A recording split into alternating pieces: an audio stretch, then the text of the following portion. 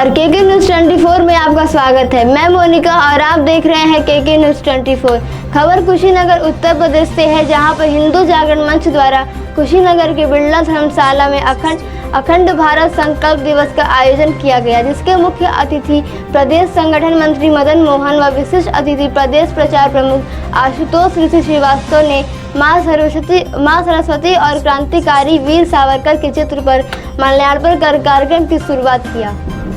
जी हां, कुशीनगर जनपद के बिरला धर्मशाला में हिंदू जागरण मंच गौरच प्रांत द्वारा अखंड भारत संकल्प दिवस के तहत कार्यकर्ता सभा का आयोजन किया गया, जिसमें प्रदेश संगठन मंत्री मदन मोहन, प्रदेश प्रचार प्रसार प्रमुख आशुतोष ऋषि श्रीवास्तव, कुशीनगर जिला अध्यक्ष प्रेमचंद्र तिवारी एवं जिले के कार्यकर्ता शामिल हुए। मुख्य वक्ता आशुतोष ऋषि महाराज ने वीर सावरकर के अखंड भारत के सपने को पूर्ण करने के लिए अपने कार्यकर्ताओं से आह्वान किया। वहीं मीडिया से मुखातिब होते हुए संगठन मंत्री मदन मोहन ने बताया कि जिस प्रकार देश धारा 370-35A समाप्त हुआ और भगवान श्री राम का मंदिर बनना शुरू हुआ, ठीक उसी प्रकार एक दिन भारत अखंड होकर रहेगा। वीर सावरकर जी की, शहीद भगत सिंह जी की, चंद्रशेखर आजाद की,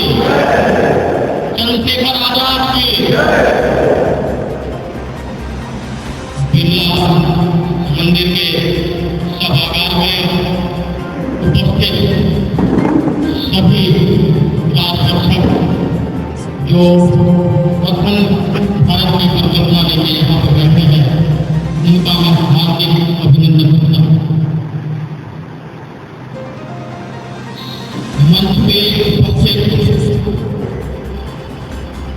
हमारे प्रदेश के संगठन मंत्री हम सभी के श्रद्धेय श्री मदन मोहन जी का भगवान श्री राम जी के पुत्र की राजधानी कुशीनगर में हार्दिक अभिनंदन और स्वागत करता हूँ। चाहता हूँ देश की धरती, चाहता हूँ देश की धरती मुझे कुछ और देखो। जैसा आप सभी लोगों को पता है, आज का जो कार्यक्रम है अखंड भारत सप्ताह के रूप में आज मनाया है।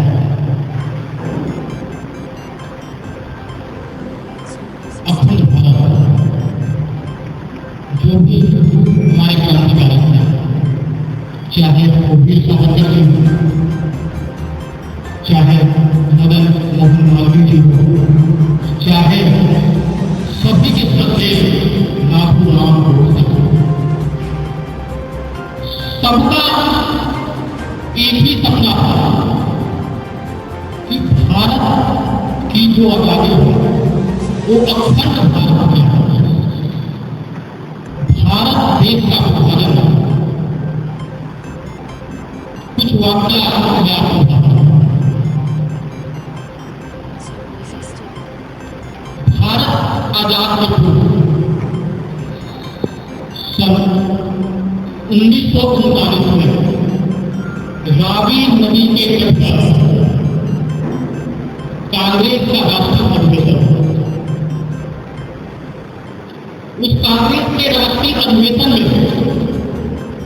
मदन मोहन मालवीय जी भी थे, नेहरू जी भी थे, सभी मौलाना आजाद जी भी थे, जितने भी राष्ट्रीय कांग्रेस के वरिष्ठ पदाधिकारी थे, राष्ट्रीय स्तर के सभी लोग उस रावी नदी के तट पर उपस्थित थे। सभी ने रावी नदी के जल को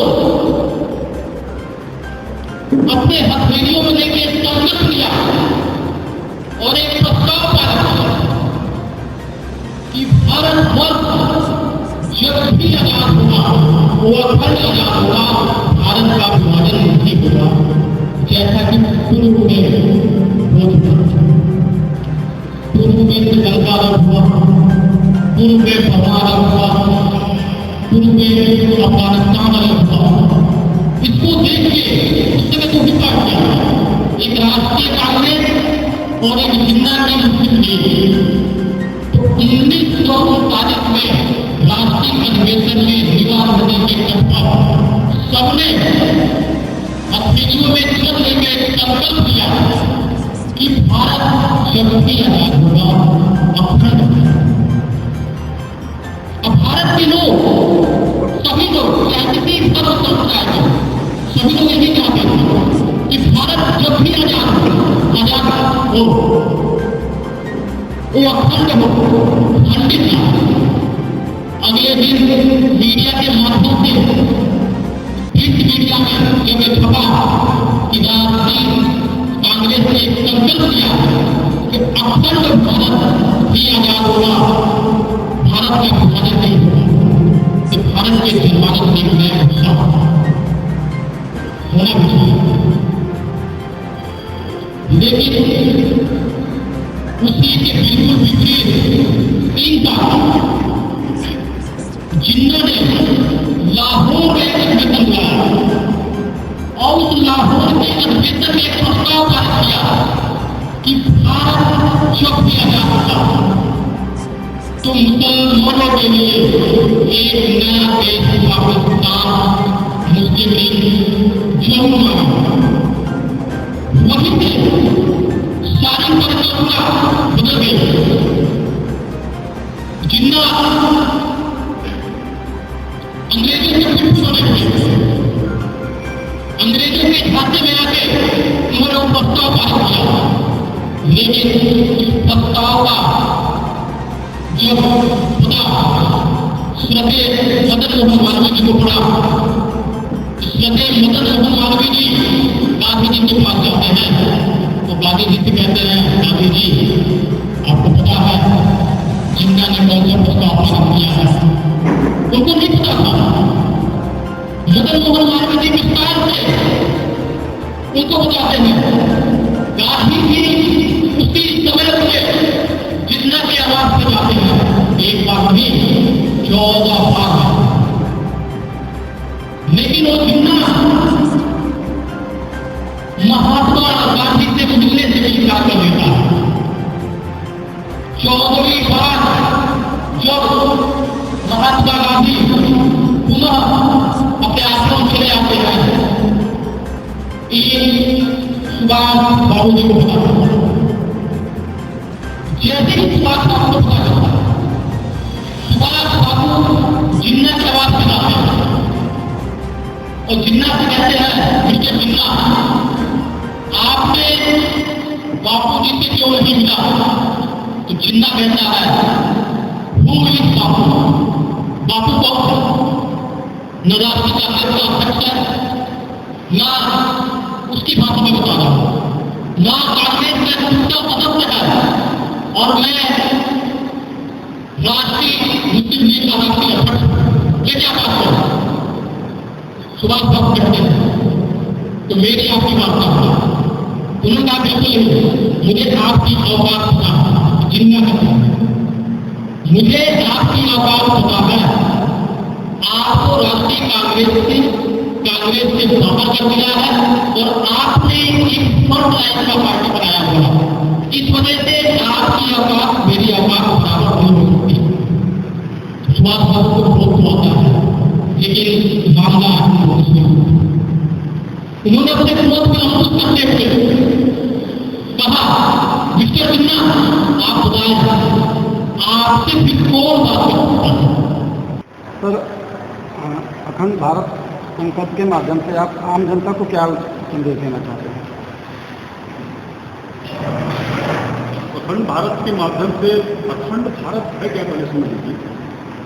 अखंड भारत जिसकी सीमाएं कभी यूरेशिया के पास मिलती थी, पत्थर के जो पिलर इफेक्ट पाए गए हैं यूरेशिया में, यूरोप और एशिया के बीच में पाए गए हैं। चंद्रगुप्त मौर्य सम्राट अशोक के समय में वहां पर पिलर इफेक्ट पाए गए थे। वहां तक कभी भारत का राज्य हुआ करता था, वो कभी भारत का हिस्सा हुआ करता था। गांधार की रहने वाली थी। अफगानिस्तान 1876 में भारत से अलग हो गया। नेपाल 1904 में भारत से अलग हो गया। भूटान 1906 में भारत से अलग हो गया। श्रीलंका 1935 में भारत से अलग हो गया। बर्मा 1937 में भारत से अलग हो गया। अक्साई चीन 1962 में, 1945 में पाकिस्तान, बांग्लादेश, पीओके 1948 में, ये सब जो हिस्से थे वो कभी भारत के अखंड हिस्सा हुआ करते थे। और हमें पूरा विश्वास है कि एक न एक दिन ये सारे हिस्से जो भारत माता से अलग हुए हैं, जो खंडित हुए हैं, उसे हम अखंड बनाएंगे। और आप पूछेंगे कि ये कैसे संभव है, तो मैं आपको बता दूं, अंग्रेजों ने मिलकर के जर्मनी का दो हिस्सा कर दिया था, पूर्वी जर्मनी और पश्चिमी जर्मनी, और दोनों की राजधानी बर्लिन थी, जिसमें बर्लिन की दीवार खड़ी कर दी गई थी। वो बर्लिन की दीवार तोड़ दी गई और पूर्वी जर्मनी पश्चिमी जर्मनी एक हो गए। यूगोस्लाविया जो पूर्वी यूगोस्लाविया और पश्चिमी यूगोस्लाविया था, उस तो हमें भी पूरा विश्वास है, इस आधार पर हम दावे के साथ कह सकते हैं कि भारत, जो खंडित भारत है, वह एक दिन अखंड होगा, और इसी को संकल्प के रूप में हम मनाते हैं। और यह हमारा जो संकल्प है वो जीवन पर्यंत चलता रहेगा, जब तक भारत माता पुनः अखंड नहीं हो जाती, तब तक यह हमारा जो संकल्प है वो मृत्यु पर्यंत चलता रहेगा। इनकी बात क्या है?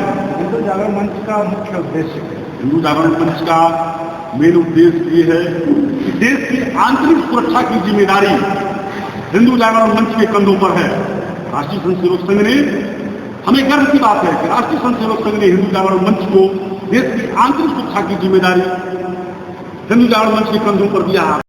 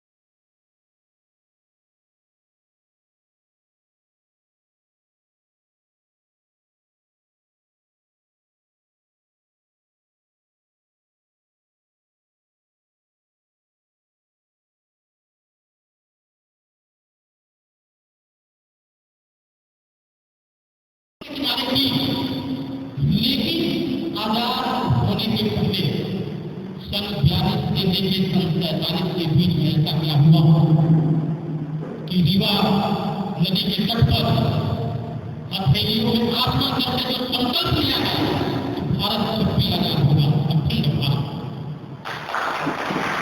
आखिर ऐसा हुआ संसद टावर में वो दरबार पानी थी, उन दिनों के बुजुर्ग हमने इसकी कहानी की रूप लड़ी बचानी वो तो हासिल हुआ।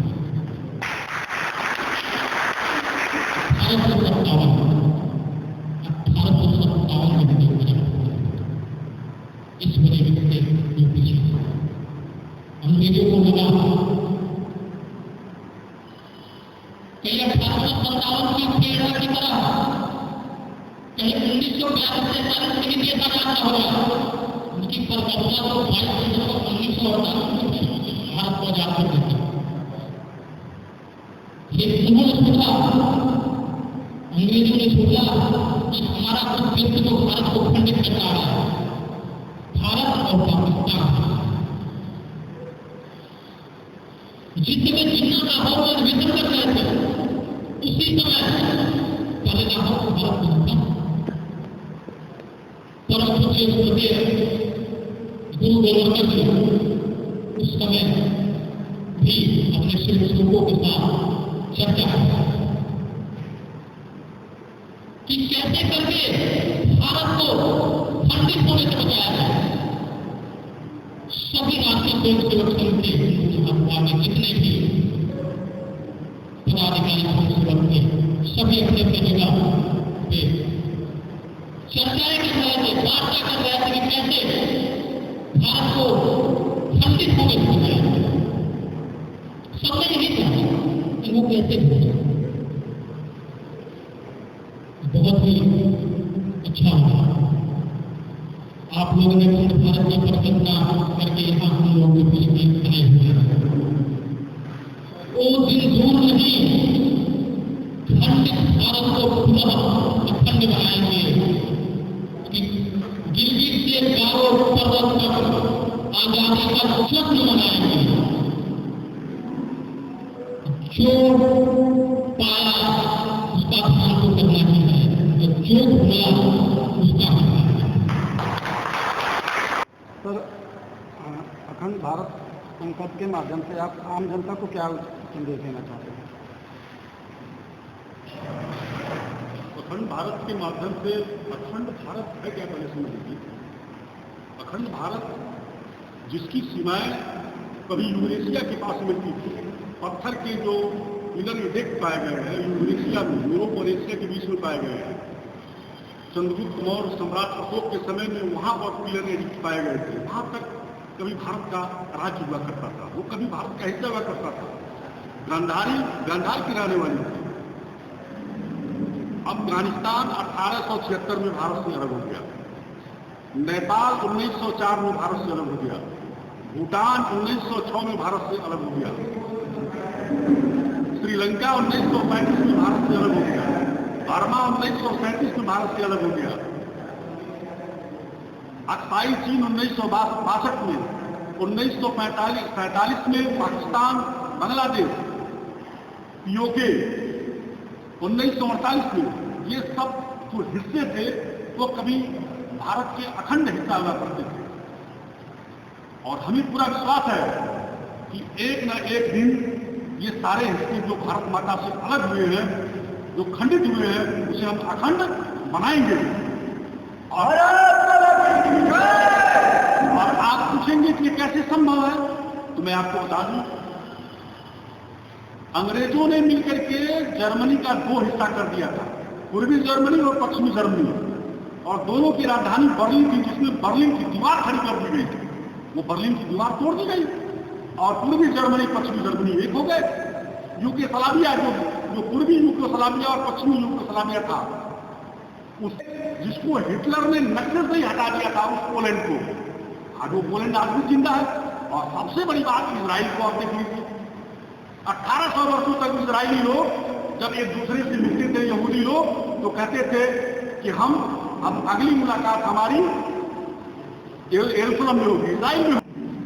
तो हमें भी पूरा विश्वास है, इस आधार पर हम दावे के साथ कह सकते हैं कि भारत जो खंडित भारत है वह एक दिन अखंड होगा, और इसी को संकल्प के रूप में हम मनाते हैं। और यह हमारा जो संकल्प है वो जीवन पर्यंत चलता रहेगा। जब तक भारत माता पुनः अखंड नहीं हो जाती तब तक यह हमारा जो संकल्प है वो मृत्यु पर्यंत चलता रहेगा। इसकी बात क्या है? हिंदू जागरण मंच का मुख्य उद्देश्य है? हिंदू जागरण मंच का मेन उद्देश्य ये है कि देश की आंतरिक सुरक्षा की जिम्मेदारी हिंदू जागरण मंच के कंधों पर है। राष्ट्रीय स्वयंसेवक संघ ने, हमें गर्व की बात है कि राष्ट्रीय स्वयंसेवक संघ ने हिंदू जागरण मंच को देश की आंतरिक सुरक्षा की जिम्मेदारी हिंदू जागरण मंच के कंधों पर दिया। अब आप पूछेंगे कि आंतरिक सुरक्षा है क्या, तो आंतरिक सुरक्षा भी जान लीजिए। आंतरिक सुरक्षा में पहला काम